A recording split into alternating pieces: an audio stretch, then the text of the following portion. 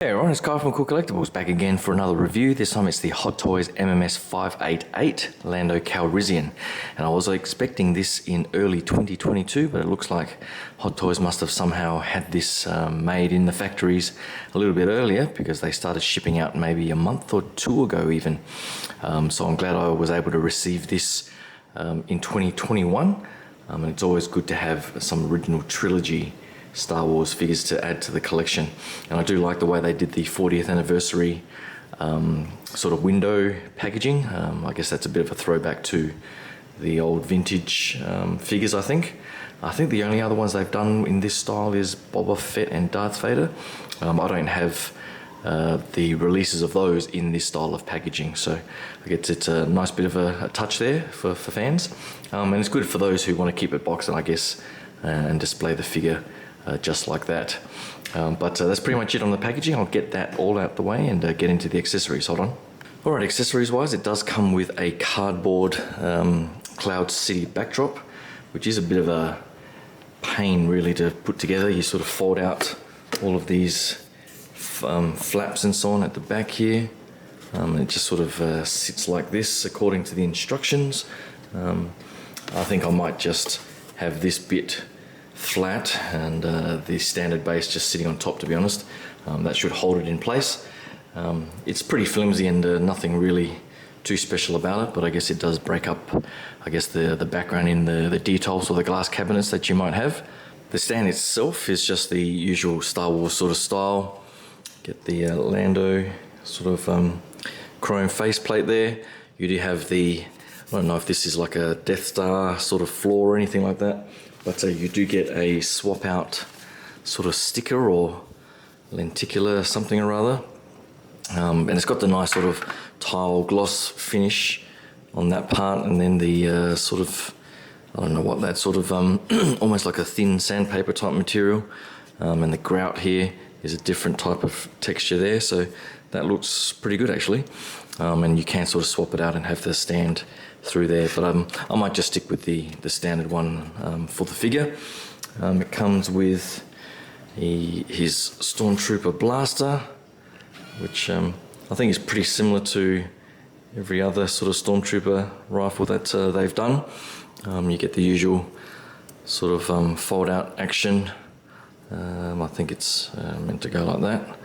I'm not sure I've seen anyone ever sort of pose their Stormtrooper rifle like that, or blaster.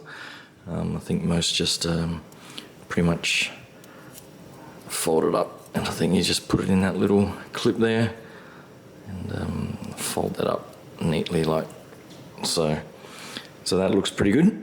The weathering on that is pretty nice too, with the sort of silver wash on it. This blaster here, I'm not sure exactly what the model is, but I think it's pretty much identical to the blaster that came with the Princess Leia figure from Hoth. Whether or not that's movie accurate or not, I've got no idea, but I guess the paint application is pretty nice, and it's got the nice little sort of red tip there within that sort of cone, and the gloss on the black looks pretty good too. But I'm not sure if this is movie accurate. I'll have to go back and watch the movie. It's been a while since I've seen Empire Strikes Back, to be honest. But that's pretty much all the weapons that he has. He comes with his little wrist communicator thing that I think he uses to get in touch with, I can't remember what his assistant's called anymore. Robot, something like that. But I think he uses that to communicate. But I'm not sure if it's this one that he uses to communicate either, or if that's just his little walkie-talkie thing. But you can get him holding that as well, if that's sort of coming into focus or not. But that's pretty much it for the accessories. You get a few sort of swap out hands in the nice skin color there. So just a couple of closed fists, and then the gun holding hands. I guess that's the that's the communicator holding hand, I think, and that's the gun holding one. And I think the figure just comes standard with a couple of relaxed holding hands. I might just grab the figure and give you guys a closer look at that. Hold on. Right, so here is the head sculpt up close, and I think they've done a pretty awesome job, to be honest.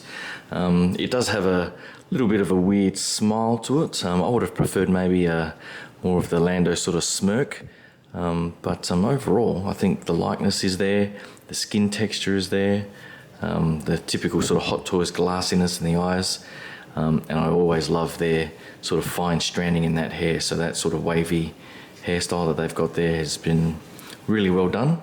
The moustache as well, the freckling in the skin, I think is their usual awesome job. The outfit itself, if I sort of zoom out a bit, I started thinking that it would look a little bit out of proportion, and in some of the photos it seemed a little bit toyish, but looking at the figure now in front of me, I think they've actually done a pretty good job. The only thing that is on the base outfit that does look a little bit toyish is this sort of plasticky belt. But from a normal sort of viewing distance, it does look pretty good. And I think the way they've done the tailoring in the pants, the boots are that sort of typical pleather that they've used on some of the past Star Wars figures. So it is full material there. It sort of crumples up at the ankle there, as most of them have done.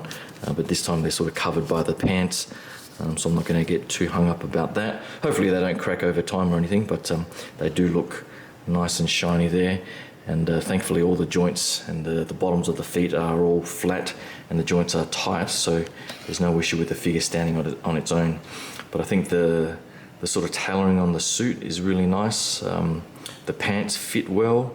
It's got a nice sort of not a khaki material, it's almost like a very soft, almost nubuck style texture to it, similar to the top here. I do like the lighter blue. I think they've captured that colour really nicely, and the tailoring there in the sort of fake leather collar and so on. So overall I think they've done a fantastic job with the tailoring. Looks really good, and I guess you could display him like this with the pistol and so on, and not really use the cape, which is probably the most annoying part of the figure.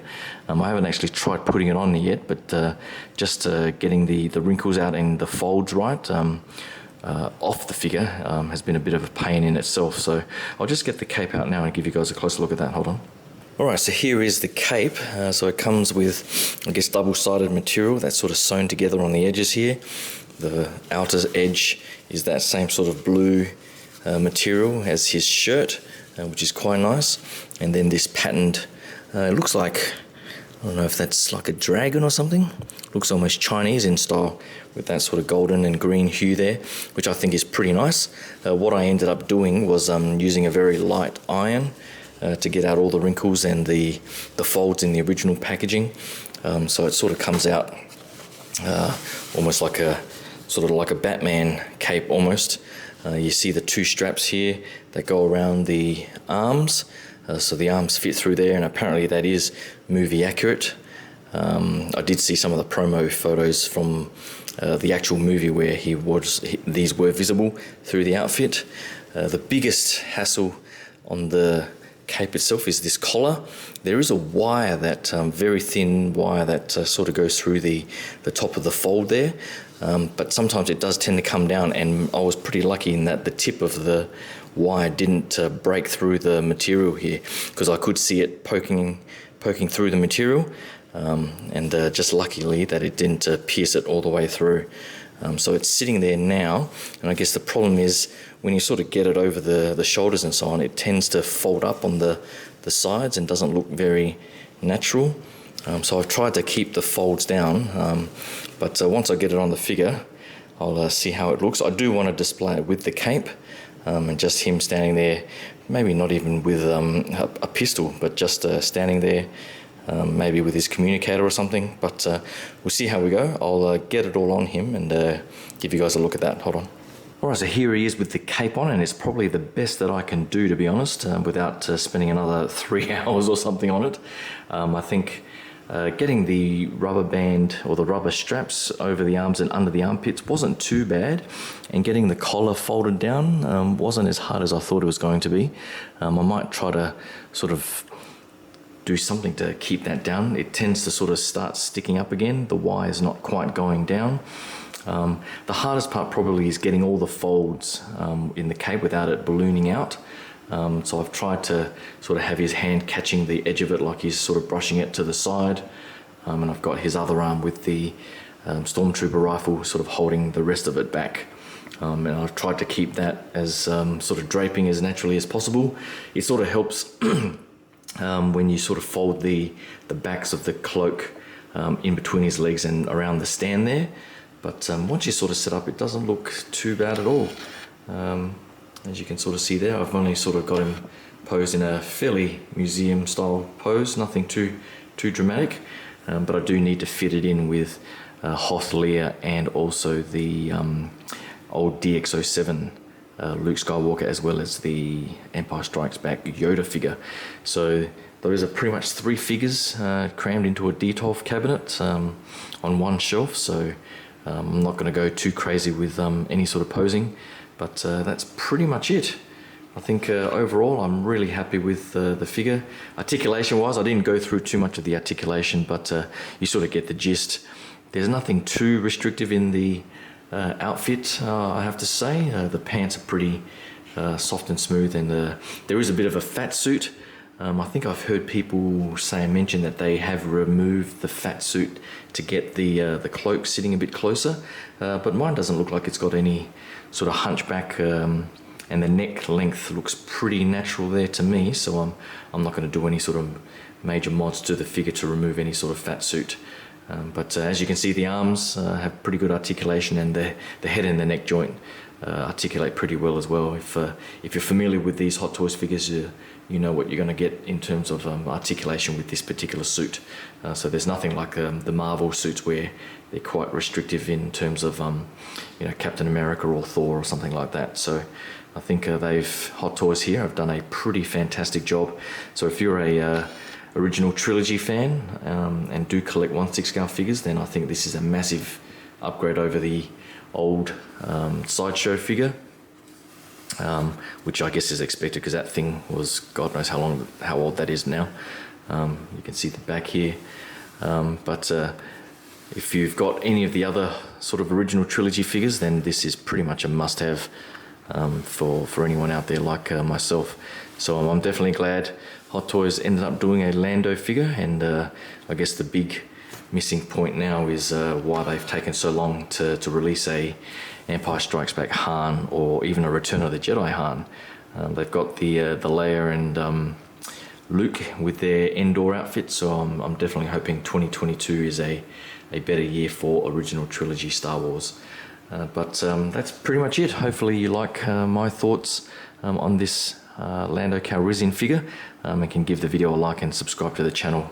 I did receive my big UCS Lego AT-AT yesterday, so hopefully I'll be building that over the next week or so. So hopefully you can tune in for my thoughts on that soon. So but until then, thanks again, and I'll talk to you guys soon. Cheers, bye.